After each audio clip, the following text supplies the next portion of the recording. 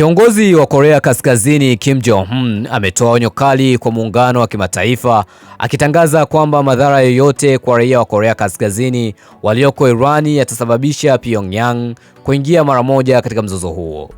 Kim aliweka wazi kwamba kurejea salama kwa watu wake hakuwezi kujadiliwa na kuanzisha hatari ya silaha za nyuklia katika mgogoro wa kikanda ambao tayari ni tete.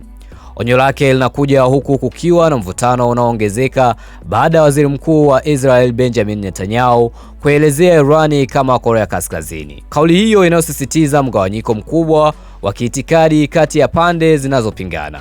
Hali ya kijeshi pia inaongezeka kwa kasi. Meli ya kivita ya Irani imezama wakati manuari ya IRIS Fateh inaripotiwa kuharibiwa. Na bunge la Washington limepiga kura kuzuia mashambulizi mengine ya Marekani, hata wakati Pentagon inatafuta dola bilioni 50 kuchukua nafasi ya karibu dola bilioni 2 katika vifaa vilivyoharibiwa huko Mashariki ya Kati na Irani. Wakati huo huo, Urusi inaripotiwa kujiandaa kuchukua vituo vya nyuklia vya Irani baada ya kupoteza mawasiliano na uongozi wa Tehran. Na vikosi vya NATO nchini Uturuki vipo macho baada ya kuzuia kombora la ballistic na kuzidi kuzua hofu ya mzozo mpana zaidi, huku Kim Jong-un akionya Israeli na Marekani kuhusu kuingilia kati moja kwa moja. Kwa sasa dunia inaangalia kwa wasiwasi, huku mzozo huo ukitishia kubadilika kutoka mzozo wa kikanda hadi mzozo mkubwa wa kimataifa. Mtazamo wako ni upe hapo chini, sema comment.